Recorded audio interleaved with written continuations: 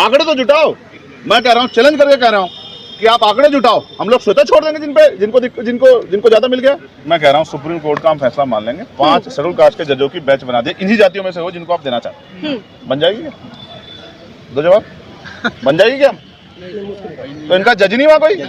मैं कह रहा चलो छोड़ो, शेड्यूल कास्ट की उन जातियों की बना दो जिनको निकालना चाहते हैं। उनका है, शेड्यूल ट्राइब का है, ओबीसी है। एक कॉन्स्टिट्यूशन बैच बना सकते हो क्या? 5 जजों की, 7 जजों की, 9 जजों की बना सकते हो क्या? सुप्रीम कोर्ट से हमें बहुत उम्मीदें नहीं है, लेकिन सुप्रीम कोर्ट से बड़ी है पार्लियामेंट। हमने कहा था, कल भी कहा हमने विपक्ष को भी, सरकार को, और हमने कहा कि अगर आग से खेलने काम करोगे तो हाथ जलेंगे सरकार के। सांसद जी, सच्चाई तो ये कुछ ऐसी जातियां तो हैं जो रह गई हैं पीछे ना सर। हाँ, रह गई है, बिल्कुल। किसकी वजह से रही? किसकी वजह से रही? किसकी वजह से रही बताओ? एक सेकंड सुनिए, किसकी वजह से रही? क्या आपने अच्छा स्कूल खोलने का काम गरीबों की बस्ती में किया? और मेरे जैसे 20 लोग हो गए ना पार्लियामेंट में।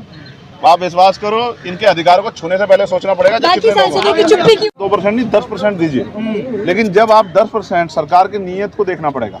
जब आप 10% आर्थिक आधार पर आरक्षण लागू करके 3 दिन के अंदर और अपर कास्ट के लोगों को दे सकते हो, तो फिर आप जो है शेड्यूल कास्ट के उन जातियों को क्यों नहीं दे सकते? अब आरक्षण की सीमा बढ़ा देनी चाहिए जातिगत। देखो उन्होंने क्या किया है, ऐसा उन्होंने वुमेन रिजर्वेशन बिल में किया, उसको कानून बना दिया, लेकिन वो लागू कब होगा?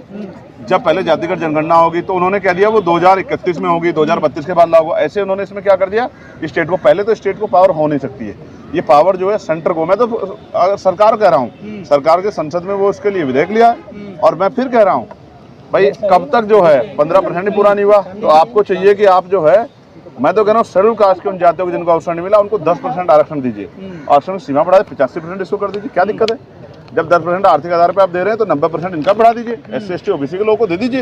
लेकिन आप देना ही नहीं चाहते, आप तो उनको गुमराह करके टकराव चाहते हैं। हम टकराव होने नहीं देंगे।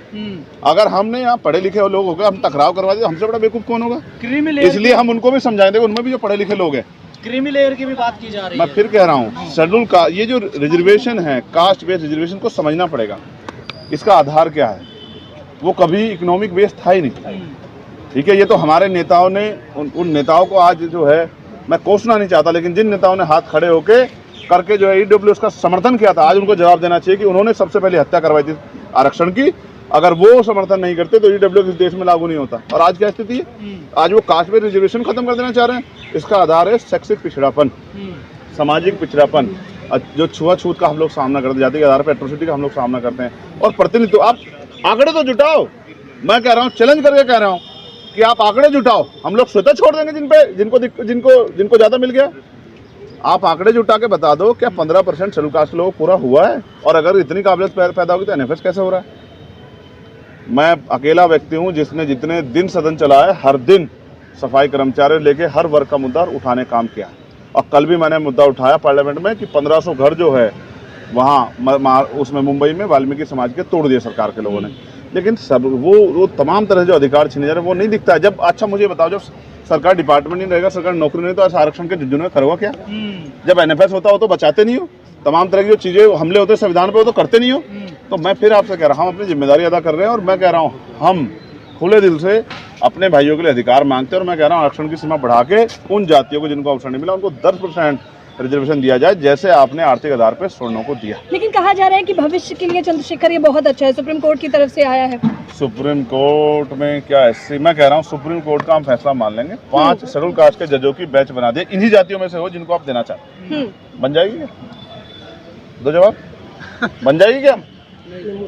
तो इनका जज नहीं हुआ कोई? मैं कह रहा चलो छोड़ो, शेड्यूल कास्ट की उन जातियों की बना दो जिनको निकालना चाहते हैं। उनका है, शेड्यूल ट्राइब का है, OBC है। एक कॉन्स्टिट्यूशन बैच बना सकते हो क्या? 5 जजों की, 7 जजों की, 9 जजों की बना सकते हो क्या?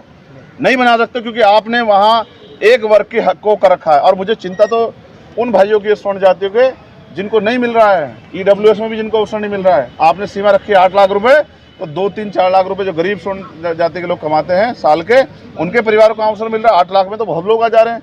सवाल ये है कि सरकार की नीयत क्या है। मैं आपको कहता हूँ, शहीद आजम सरदार भगत सिंह ने कहा था कि अगर फांसी की सजा देने वाले जज के फैसले से उसका मोटिव, उसकी नीयत हटा दी जाए, तो उस जज में और हत्यारे में कोई फर्क नहीं है। तो इसकी नीयत को देखना पड़ेगा। क्या कभी सुप्रीम कोर्ट वंचित वर्ग के आरक्षण के पक्ष में था? और था तो अब तक इतना बैकलॉग हुआ, कास्ट एट्रोसिटी, आपने क्यों नहीं इसको ठीक कराया? तो सच ये है सुप्रीम कोर्ट से हमें बहुत उम्मीदें नहीं है, लेकिन सुप्रीम कोर्ट से बड़ी है पार्लियामेंट। हमने कहा था, कल भी कहा हमने विपक्ष को भी और सरकार को, और हमने कहा कि अगर आग से खेलने का काम करोगे तो हाथ जलेंगे सरकार के। सांसद जी सच्चाई तो ये कुछ ऐसी जातियां तो हैं जो रह गई हैं पीछे ना सर। हाँ रह गई है, बिल्कुल। किसकी वजह से रही? किसकी वजह से रही? किसकी वजह से रही बताओ? एक सेकंड सुनिए, किसकी वजह से रही? क्या आपने अच्छा स्कूल खोलने का काम गरीबों के बस्ती में किया? क्या आपने उनके जो है रोटी कपड़े मकान की व्यवस्था की? उनको अवसर कहाँ से मिलेगा? अब तो बहुत सारे अच्छा जिन जातियों में अब तक एजुकेशन लेवल उस तरह का बढ़ा नहीं, उनको मिलेगा भी तो बेचारों को। तो एनएफएस ही तो करना है आपको, अपने लोगों को तो भरना है। हम समझते हैं सरकार की मंशा को।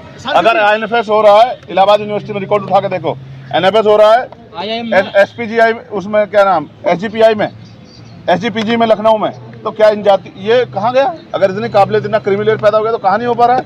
आईआईएम के हाल देखो, टॉप यूनिवर्सिटियों के दिए थे मैंने 7 यूनिवर्सिटियों के आंकड़े, देखो क्या हाल है।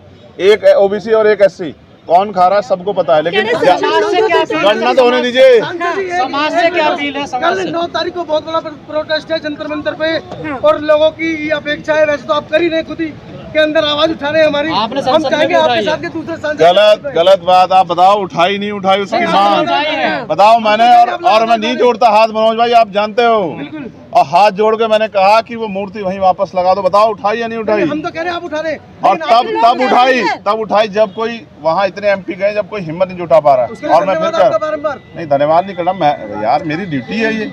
आप आके साधुवाद के पात्र हैं। मैं मेरी ड्यूटी है। आप बताओ, मैं विषय पे तो बात कर रहा हूँ ना, कोई पॉलिटिक्स उसके अलावा नहीं कर रहा, सिर्फ विषय की।